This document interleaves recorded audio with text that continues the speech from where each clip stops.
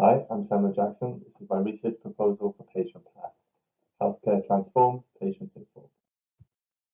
So the introduction, what we start off is where. So we're going to be based out of the London Cancer Centre, so a small hospital in Cardiff, and we're focusing on a hospital ward specifically that treats cancer patients. The current state of nursing care and um, nursing handovers are all paper-based handovers that are time-consuming, um, unreliable. Patient data is not necessarily secured because it's all in a book that's often kept in unlocked drawers. The time it takes for a nurse to arrive on site, to be caught up from hours and hours and hours of nurses' notes and doctor's notes to then be able to go in and treat the patient is actually eaten into the nurse's personal time, as well as the hours that they could be putting into having a debrief and going straight into patient care. So the aim is to digitalize and streamline a patient progress timeline, so that the patient can see what's coming up, what they've got, what they've done from the minute they arrive. They know the steps that are ahead for them in their care journey, the time that they'll be on the ward for. It also provides nurses with information on their risk assessments. So at the moment, there's multiple steps that it takes for a nurse to see what risk assessments are outstanding for a patient. So the patient path timeline will have what risk assessments are due coming up in the timeline. There'll also be a central view from the nurse's station, so that kind of standing over the patient's bedside reading the notes is going to hopefully become a thing of the past, and it can be viewed from a centralized location to just avoid the extra anxiety of anxiety for the nurses and the patients of just watching somebody try and catch up on something they don't know. So our objectives, or my objectives, is to digitally transform, so to reduce the handover time. Um, we want to reduce handover time by a significant amount because at the moment, and some case studies are showing that it's unnecessarily long on the current process. So with a patient-centric design, we want to lower patient anxiety. Sometimes the patient can be too shy or uncomfortable to ask, um, what's coming up next. They don't know whether they're going to be uh, being given new medication, risk assessment carried out, or going potentially for a wash. There's no current visibility at the moment without having to physically ask a nurse, and then that nurse will have to check the individual patient notes. So we just kind of want to streamline that process and have total transparency for patients to be able to see what's to come, to mentally prepare, physically prepare, um, and hopefully then reduce the anxiety. So one of the objectives is to also have a zero breach and zero non-compliance. And ultimately, if the hypothesis is correct, we want a high adoption rate among the healthcare workers. Um, and I will go through how I plan to achieve this. So the problem statement. So the problem is an inefficient paper-based handover process, and the solution is a digital timeline outlining past and upcoming patient care plan. Lack of available information for patients. So again, the solution to that is a simple visual, so that they can visually see the information that they need to know what's next in their plan. So whether it be an icon, small amount of text, color-based, so green, being good and complete, red or amber for being outstanding or yet to come. And then another problem that we face is hospital systems not communicating with each other. So at the moment for risk assessments, nurses have to go onto WCP, Welsh Clinical Portal, and go through multiple screens just to see what risk assessments are outstanding for a patient, and then even more screens to go in to complete said risk assessment. So sometimes a nurse will have time to complete the risk assessment. If it's some take 5 minutes, some might take half an hour. But by the time they've gone through the system to see, I've got 5 minutes to complete this risk assessment, by the time they get to that risk assessment, they no longer have time to complete it. So the patient then has further delays on their care. So what the solution to that is using RPA technologies, so robotic process automation, where regular bots will go on to each registered patient in the service, collect the risk assessment information, whether they've been complete, what they've got coming up, and risk assessments outstanding, and have them displayed in an icon based and a timeline based off the dates and times that these risk assessments are due. So some are more regular than others, depending on certain treatments, depending on the type of risk assessment it is. Some are just some question and answer based. So if we can have the quick ones displayed, they hopefully can get them out of the way sooner and then get focused on the treatment plans. And then so by using RPA, that does remove the incompatibility of legacy systems that are used throughout NHS Wales that are non-compatible and don't speak to other systems. So my methodologies, so pragmatism, philosophy I've gone with. So the idea of that is using the information available through my surveys and feedbacks to make decisions on where next with my hypothesis. Again, agile methodology and plans will be used so that when I receive the feedback for each stage of development, it can be implemented and then rolled out into either the next release or the next phase, or hopefully in time for the completion of phase one of the project. The deductive approach is how I'm going to determine whether my hypothesis is correct. So the hypothesis being that the current process for nursing handovers and patient care isn't as efficient as it could be, and that a digital solution will improve the service and patient care. So how I'll get there is by the feedback and surveys provided to the nurses, healthcare support workers and doctors on the current system, and then once trialed on the patient path system, they can then provide the feedback on whether they felt it was a better or worse experience than it currently is.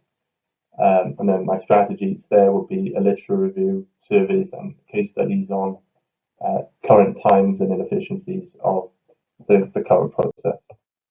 And my participants for these so surveys and questionnaires will be the healthcare workers on the wards in this Bilindra ward specifically, so doctors, nurses and healthcare support workers. So instead of just targeting one group and having necessarily their issues, I want the broader picture of where can we make a difference for nurses, doctors and the healthcare support workers involved. And then so my sampling will just be applicable candidates. So we don't want I don't want any say retired nurses that the change won't affect.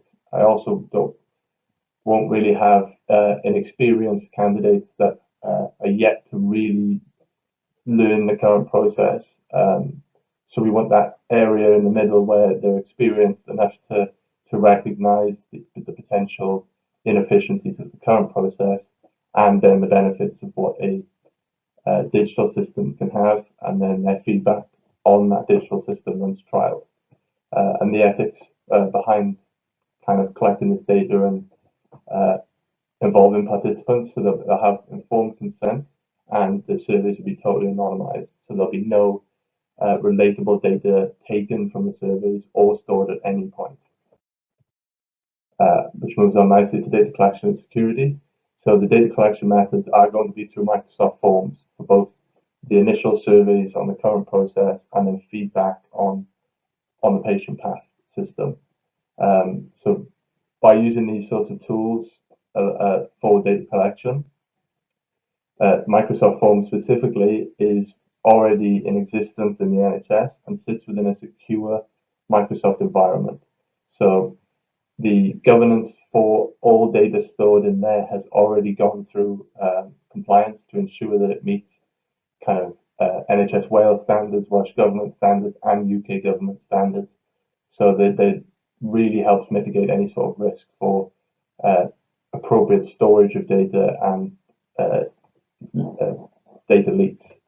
And then again, for data security, it'll be non-relatable data collected from nurses. So even if the worst was to happen and data was leaked, there'd be nothing to link it back to any individual member because we're not taking any sort of personal information from the servers. So expected outcomes. So we want to see a massive reduction in handover efficiency. So an increase in handover efficiency, reduction in the time it takes to complete the handovers. I'd like to see an increase in patient satisfaction and anxiety lowered. How I will achieve the measure for that is through the nurses' feedback, not directly from patients. So while we're in a trial area of the implementation, nurses, as part of the feedback form, will be asked questions like, have you noticed an improvement in patient experience with their care? Do they seem more informed and available for certain treatments and care plans because they're aware of what's to come? And then an expected outcome is to be totally compliant within the Welsh data governance guidelines, both NHS Wales and UK government. So timeline. So the project timeline is a very important aspect of a project. It will help ensure that I complete on time, and that all necessary steps and development phases aren't rushed and are planned out appropriately. So research to be completed by September 23 for the initial research on how the current system lies, and then the development will take place in January 24. So this is where first the visual development of the process will start, so that I can then move on to the next phase, which is feedback design, where I have something available for the nurses to then feedback on whether they think there's too much data on screen, not enough data on screen, color adjustments, button layouts. So again, that agile methodology of being able to take the user's experience and then have that built into the system. So again, that will help with the adoption rate increase because with the design feedback, they get to see their work in an actual measurable outcome, which is the process itself. And then that should be complete by March 24, and then planning and design complete by May 24. Risk and mitigation strategies. So I'll go through a risk and then its mitigating method. So data breaches, as I mentioned previously, the entire system will be within an NHS Wales secure Microsoft environment where access is controlled, data can't be exported. There's multiple layers of authority can be given to users, so the process itself won't be able to edit data or have it to it's just a view or read only, and then that will result in less data loss or leaks. So the reluctance to change is definitely a risk. Change isn't always welcomed throughout NHS Wales. I think the way things have been done is the way they should be done is quite a commonly used phrase. If it's not broke, don't fix it. But unfortunately, I think it is broke, and it's about trying to get people on board to the change and being able to see the benefits of a digitized system. And then again, so to mitigate that is the agile plan by having the involvement of the end users, being able to feedback on how they want it to look, features they'd like it to have. That will definitely increase the number of engaged participants in the program, and hopefully reduce the reluctance to change because it's their change. So hopefully the involvement will really increase the adoption rate. And then project timeline delays. Some things are difficult to foresee, but with a good plan I should be able to plan for any sort of delays with the timeline. So to mitigate any sort of delays, that well-defined plan using a Gantt chart, so I can track where I am, where I need to be, and what's coming up for myself, kind of like a timeline. Uh, future future phases. So uh, at the moment, the project is targeted at a small hospital with an even smaller ward with a small amount of patients on it, which makes a great trial group for a new system rollout. Um, but the way it's going to be developed and built is A, within an NHS environment, and B, where the process is almost standalone and the data is plugged in. So it will be developed essentially, if with success, could become plug and play, so that it could be easily molded to other health boards, larger health boards, if it needed to be scaled up. One of the systems that the RPA will be working over is Welsh Clinical Portal, WCP, which is a system that is used throughout Wales. So what it won't have to be redeveloped and redesigned for each different health board. Future plans mean it could essentially be uh, used across NHS Wales off the same schematic or template created for patient path at this stage.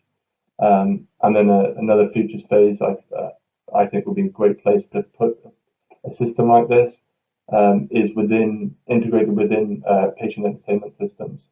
So I know Valindra specifically is looking to have a seamless patient entertainment system. Uh, fortunately, Unfortunately, patients aren't come to Valindra are reoccurring patients, so they they don't just come in for one visit and then never to be seen again. So what could be a potential method of having this as more portable is uh, patients being issued a tablet which will have methods of communication to their consultants. May also have the pre-existing apps like how to deal with cancer treatment, the booking systems that are available, and then your suite of Netflix, Amazon, stuff like that. So when they take it home, they've got access to the patient path, so they know what's upcoming for them, means to communicate with their consultants, and then also entertainment. So when they get back into the hospital, they dock the tablet and they're familiar with it. It's got all of their information, and it's configured to how they like to see it. Thank you for your time and attention today.